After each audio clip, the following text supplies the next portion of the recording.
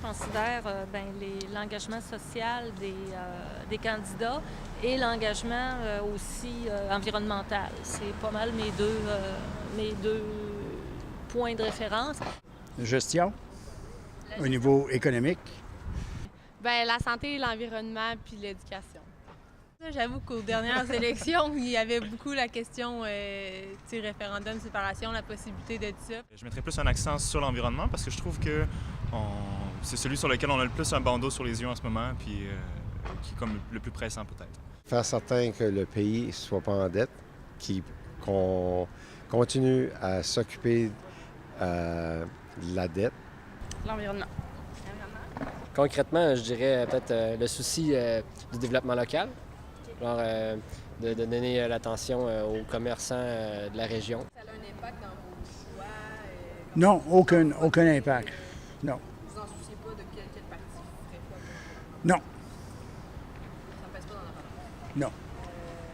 Oui, on se fait au programme et on se dit on espère, mais c'est rare que c'est tenu comme promesse.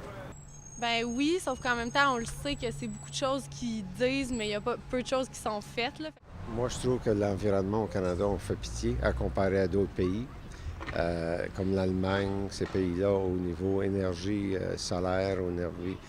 Nous autres, on fait réellement pitié. On est tout en train de polluer le Canada au lieu de s'améliorer. Je dirais la conservation de la biodiversité. On a fait un recul majeur dans les dernières années, là. Puis notamment les belugas, là. On verra ce qui va se passer. À Tadoussac, il y a un parc marin, que Parc Canada s'occupe de faire en sorte que les baleines sont en sécurité, que tout l'environnement dans ce coin-là est protégé. Sauf que de l'autre bord du fleuve, on va faire un forage pour aller chercher du pétrole. Le désintéressement qu'on met dans la recherche scientifique, là, c'est surtout au fédéral avec l'Institut Maurice-Lamontagne puis tous les postes qui ont été coupés, mais en même temps, c'est ça un peu, là, on se donne des outils pour comprendre comment ça fonctionne. Puis du moment là, qu'on voit qu'on a une opportunité pour exploiter quelque chose, on s'aveugle, on enlève ces outils-là, puis là, après ça, c'est là qu'il arrive des accidents. Moi, ce qui me tracasse, c'est notre non-présence aux réunions de l'ONU ou des choses comme ça, là, où le Canada se retire souvent là, de ces programmes-là. Je ne sais pas qu'est-ce qu'on va faire pour combattre ça, en fait, puis je me demande si ça va être réversible comme situation.